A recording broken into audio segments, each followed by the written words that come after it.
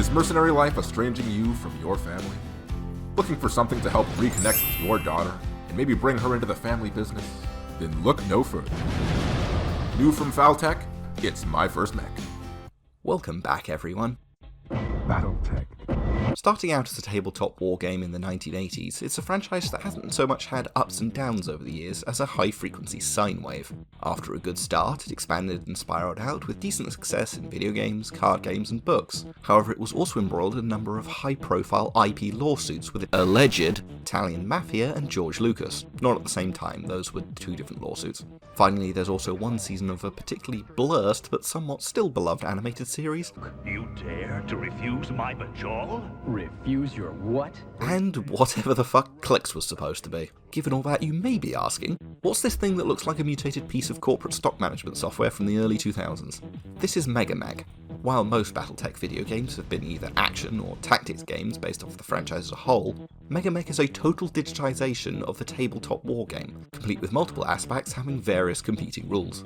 Given I'm a channel that has largely built my audience of videos about pornography, suffering, or both, I'm not going to assume any foreknowledge, so let's start at the beginning. We have between 40 and 1100 years of history to go through depending on how you want to look at it, so I'll be abridging this for brevity. In the beginning, there was nothing. Then there was something. A whole lot of something, and actually, you know what, let's skip forward. In the 1900s, some bloke published General Relativity. Don't know who, probably not important. And then, in the 2000s, two other blokes said the first guy was actually a big stupid idiot and all you need to do faster than light travel was a really big chunk of germanium and titanium. Turns out they were right, and now humanity can spread across the stars like it's Scramble for Africa 2.0. Meanwhile, also in the 2000s, General Motors, yes that one, fresh off yet another bankruptcy, decides that cars just ain't cutting it anymore, and instead, compact self-sustaining fusion reactors should be their thing. With these, humanity deemed it high time for a war. An age of war, in fact. And they did for about 400 years, forming what's known as the Inner Sphere. Until some guy figured, hey, wouldn't it be great if we could do a bit less war and stop nuking each other quite as much? Like, please? And almost everyone agreed. Then about 20 years later, the military-industrial complex figured, hey, if scorched Earth orbital bombardments are taboo now, then wouldn't it be cool if all those bipedal manned worker robots had guns all over them? Cool enough to build a whole tabletop game and multimedia franchise around. 100 years later, another guy came around and also decided that everyone should stop doing so much war. Unless it's against these guys, because we don't respect them. It was mostly successful, and he formed his Star League to unify humanity in utopian vision. And for nearly 200 years, everything was great, before some guy from one of the places they didn't really respect decided he didn't really respect them either, so quickscoped them into a civil war and went out speedrunning crimes against humanity. This went on for so long that once he was defeated, all the best warriors in the Inner Sphere decided they were sick of this shit and pissed off into deep space never to be heard from again. This left everyone else to fight over who would be in charge now, which they did by a prolonged period of trading thoughtful gifts to one another. By the gigaton. Meanwhile, the guys who ran the phone systems quietly became the sole operators of all the interplanetary internet, telephones and banks, all the while amassing a sizable private army. They then became a cult worshipping their original system admin. I sure hope they never have a schism. Meanwhile, everyone else went back to nuking each other so hard they almost forgot how to even make nukes, over the course of 4 successive succession wars, with only minor encouragement by the aforementioned techno cult. They only stopped before the 5th because some weirdos from deep space, who definitely aren't the same people who pissed off 6 lines ago, just showed up demanding to be in charge of everything so they can enshrine Fursuit Fridays into law. The setting does continue for another 150 years after this point, but the ups and downs start to get even more sine wavy, and the clan invasion is a good stopping point for now. However, you can now disregard everything I've said up until now, as MegaMek is not actually a BattleTech game. It's a totally free fan-made Java app that just so happens to resemble BattleTech. See? Mech is spelt with a K, not a C, making it totally and legally different. Right, that's the lawyers dealt with. The MegaMek project itself has been ongoing for 22 years at the point of writing, and is still receiving regular updates to this day. The whole thing is open source and under GPL, so it's a complete work of passion by the fans. The game can be downloaded directly off their website. You can pick either the latest stable release or development branch. I'd recommend Dev, it's ironically less buggy. Please note that if you plan to play with friends, you will need to be running the same version. The download will contain 3 main applications: MegaMek, Mech Lab, and Mech HQ. Regardless of which you pick, it might not run straight out the gate. As mentioned, the whole thing is made in Java, which isn't the monolith it once was. Again, what you need is on the website. As a top-down turn-based tactics game with sprited graphics that's been in development for longer than many who have been alive, you might expect it to run quite smoothly. And you'd be wrong. This is probably Java's fault more than developers. It was basically the Python of the early 2000s. Python can do anything, just badly. To prevent outright softlocking, I'd highly recommend going into the .ini file and changing the RAM limit. Bump this up to at least 4 gig if you want to play with more than a single lance of mechs. Now you can actually run the thing. Utilitarian is probably the best way to describe MegaMek. Everything is there to serve a purpose. When you're actually playing the game, the terrain and mechs can be nice and colourful, but everything else is made out of default Java forms, and it's just very white. There's no dark theme either, you're getting the authentic 2002 experience. Although it does put it alongside Aurora 4X in the categories of games you can probably play in the office without your boss catching on.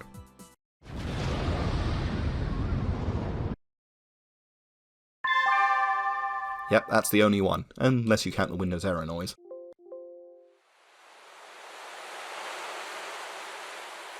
We'll start with MegaMek, as it's the main focal point. It fully simulates the tabletop experience while streamlining rolling and other calculations like line of sight. People have made entire tools just to calculate line of sight angles. This makes games of MegaMek take significantly less time than their tabletop counterparts, and options like seeing enemy range brackets really helps you to get to grips with the flow of play. When you first boot it up, it'll ask you to enter your name, and then you can pick your mechs. I actually lied earlier, there is still more setup required. Well, it's not required this time, but I recommend enabling the following options.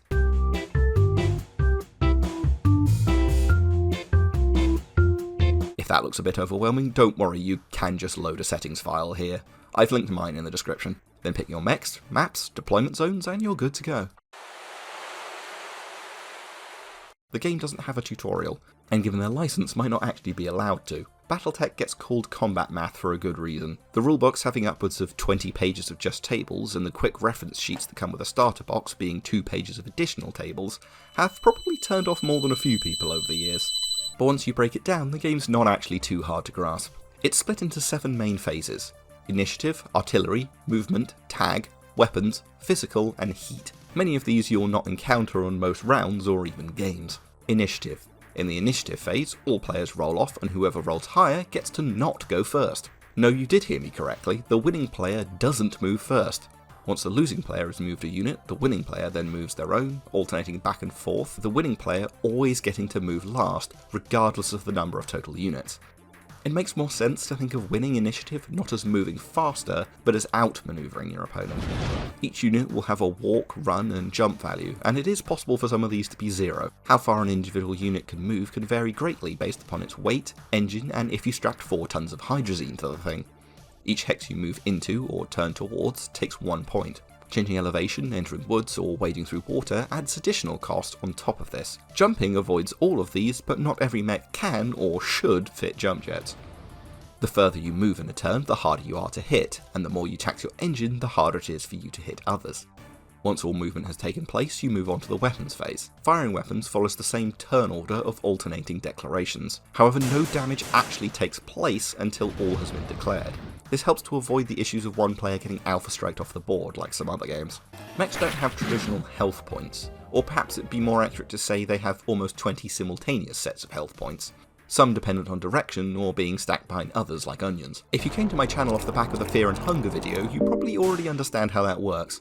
Although in most cases you cannot choose where your attack lands, instead rolling for it based on the relative vectors of your units and consulting one of 3 tables. If you remember your GCSE statistics module, the outcome of rolling 2d6 roughly fall onto a normal distribution, and the hit locations are scaled to match, with better armoured sections like the torso falling at the peak of the bell curve, and weaker, more critical locations like the head right off at one end. Doing damage does require that you have hit first, and optimising your to-hit chance is the core of the game. There are many things that can affect this, including, but not limited to, how far the enemy moved, how quickly you moved, the range bracket of your weapon, did you jump, cover, intervening woods, are you part of the Spacefarer eugenics program, electronic warfare, targeting equipment, what armour are you using, is your amygdala wired directly into the robot, are you currently conscious, is this a primary, secondary, or tertiary target, are you prone, and or has part of your mech been blown off by a 400mm solid slug projectile fired out of a walking trash can?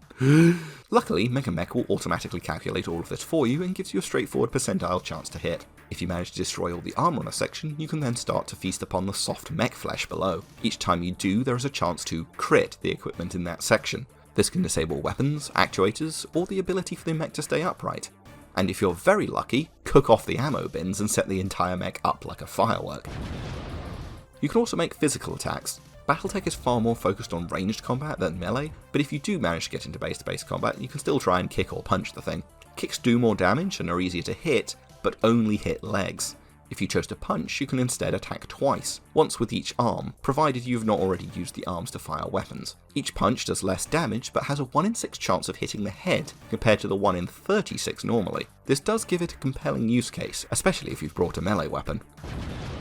Depending on your faction, physical attacks might be against your honour system. Alternatively, jet-assisted drop kits might be a central principle of your combat doctrine.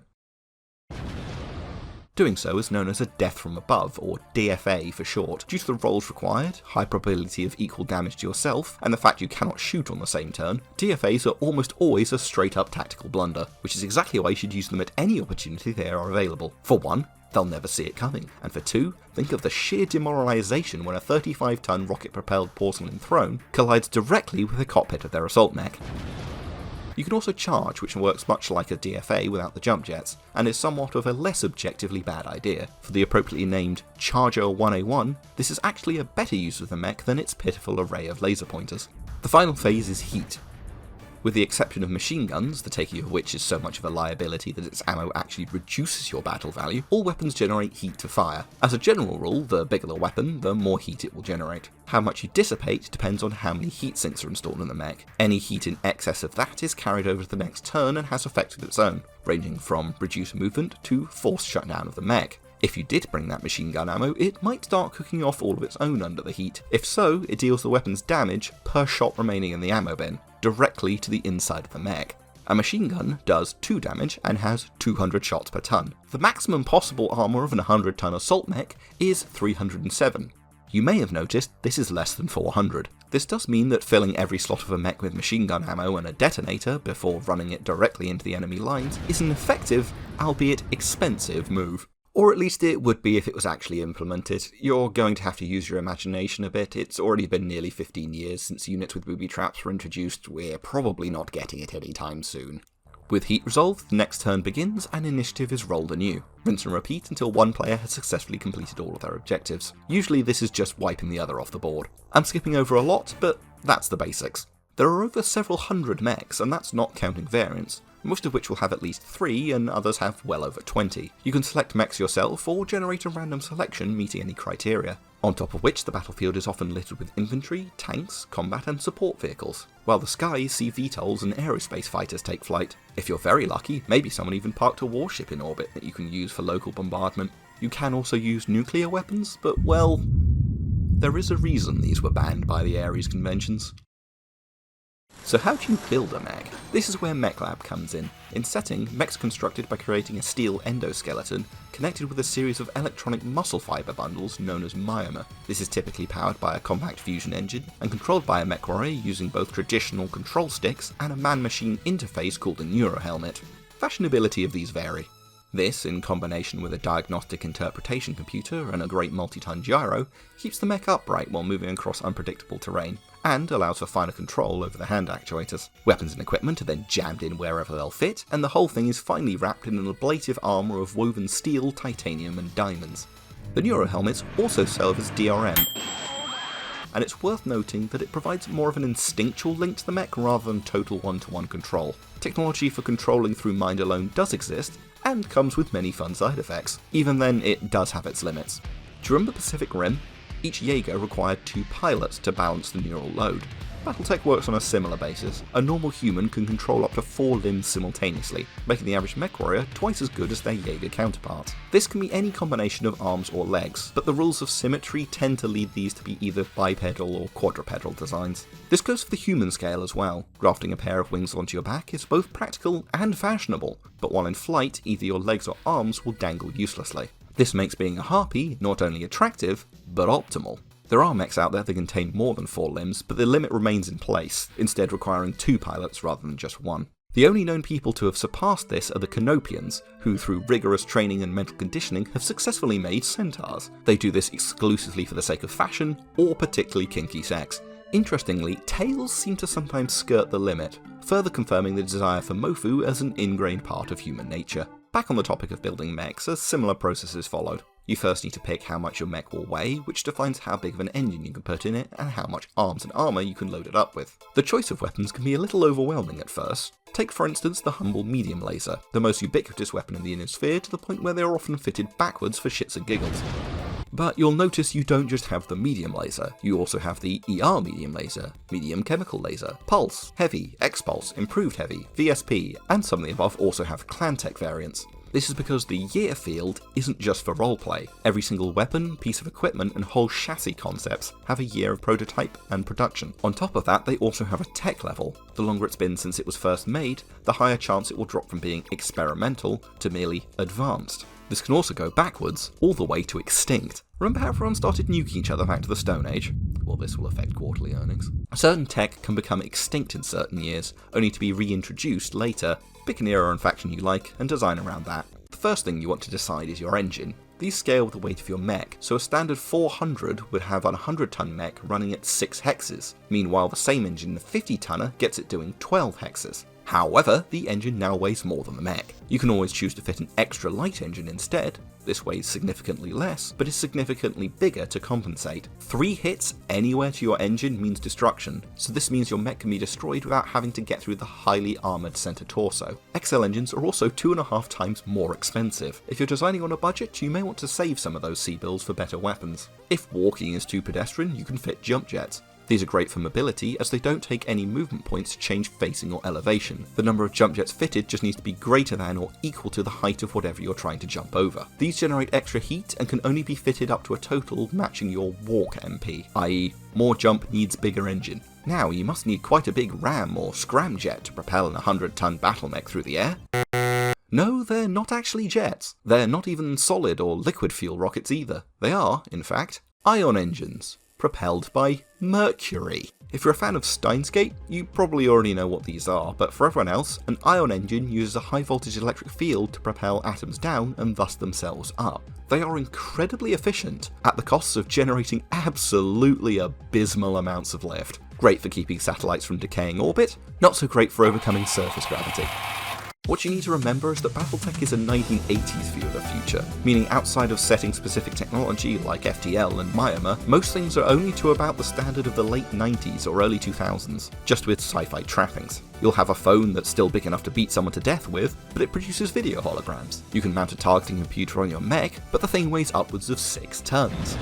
Technological stagnation is one of the rules the setting is built around, the others being battlemech's the central force for warfighting, no energy shields or magic, no the blue shield doesn't count, put your hand back down, no AI, that is, no sentient AI. There are plenty of AIs, but these work more like an AI of a video game enemy, it just reacts to stimulus and has no sense of self. And finally, no fully sentient aliens. Wildlife is fine, and great to hunt for sport, but no talking or intelligent aliens. This one was outright broken once, but everyone has kind of agreed just to not think about it and make sure that it never happens again. As a sort of 5th rule, there's also no retconning if possible. Everything that's printed media, be it sourcebook, fiction or trading card, is the truth. Video games are usually considered non-canon. The animated series is probably the strangest, as nothing that takes place in the show is canon, but the show itself is canon. As in, the show is a fictional TV series made in setting by the Tharkad Broadcasting Corporation as propaganda. It reviewed poorly, and the real counterpart of the depicted main villain, Star Colonel Nikolai Malthus of the Jade Falcon clan, even tried to sue the production company by rocking up to the court in a battle mech because that's how the clan grievance system works. What are we talking about? For weapons, as well as the standard damage and range, there are 3 things to take into consideration: weight, size, and heat. Energy weapons offer good damage for their weight, and also require no ammo, while ballistics are much heavier and require feeding from ammo bins. The trade-off is that the projectile throwers don't generate nearly as much heat. While the lack of ammo reliance is nice, a laser boat will need to pile in extra heat sinks or end up cooking the pilot. Get 10 as standard with a mech, but each extra weighs 1 ton and dissipates between 1 and 2 heat per turn, the latter ones taking up 3 slots. 6 tons and 18 slots just to fire 1 extra ER large laser starts to become a poor value proposition quite quickly. Missiles sit between the two, both in terms of size, weight and heat, but unlike the other two, their damage output is decided by dice roll. Finally, you can use what tonnage you have left to armour your creation, then name and save it. MegaMek should show it up automatically, but you may need to restart or refresh the cache. You also have the option to output this straight to standard PDF if you want to play it on the physical tabletop. BattleTech players are usually pretty chill, and proxy or 3D prints are a-okay.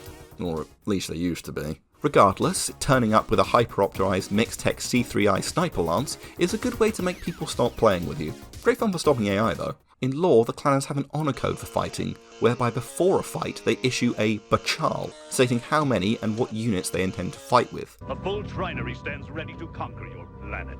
What forces dare oppose us? The opponent then has a chance to bid what they will use in their defence. The aim, read most honour, is to beat your opponent using the minimum force you can. This serves as a way of limiting the scale of conflict for the relatively unpopulous clanners. They also use this as their go-to method of resolution for nearly any conflict from war to workplace disputes. Some clanners do have a more creative interpretation of the full rules of Zelbragon, and this bidding basically is the only reason the otherwise terrible quad fees exist. For actual players, this is not just for roleplay, but to encourage them to fight with peer forces, or even try and win with a weaker force for challenging glory. If that fails, it's best to balance by battle value, tonnage, then cost. None of these are perfect, and there are ways to exploit or optimize each. Really, just don't be that guy. Tonnage is especially bad for this, as ton for ton, most clan weapons are just straight upgrades over their inner sphere counterparts. This is a reflection of real life, where the majority of tech infrastructure and military industrial engineering is underpinned by furries. You ever wondered where the suspicious wealth of the suspiciously wealthy furries come from? It's not a mystery, it's Raytheon. Finally, there is Mech HQ. This allows for crafting of campaigns whereby you form a mercenary band and travel around the inner sphere for glory and profit, or maybe just a scrape payroll depending on how things are going. It has a full map of every star system too, with planet allegiances changing by date. It's useful for that alone. I have to be honest and say I'm not the best bird to talk about Mech HQ, as I've not got far into it. My player loop usually consists of spending hours in Mech Lab making whatever coke-fueled gimmick I've come up with this time, then testing it out before immediately returning to the drawing board to tweak it and repeat the cycle. Usually this involves partial wing and talons. However, this is being limited by the fact I'm running out of the names of predatory birds. My pride and joy being the Oku, a three-legged heavy mech equipped with a weapon spread that primarily serves as space heaters to keep the mech warm enough to kick anything medium or light clean in half. I've also been running it with Inferno missiles as well, but that has presented some minor issues of it detonating due to the heat-sensitive nature of napalm-filled warheads. I am also on my 4th attempt to make the Ballius viable. If you're ever struggling for ideas, I'd recommend trying to recreate mechs or characters from other existing properties. My total collection includes, but is not limited to, several armoured cores, the Wing Zero, Vilkis, Yukon Chris, the other Cataphract, Senator for Colorado and presidential candidate Stephen Armstrong, this piece of shit, Kenzen Robo Dimidler, Nightmare Frame Alexander, and all 6 of the Toa Matter. At the end of the day, it's all free, so if you even have the slightest inkling, feel free to give it a try.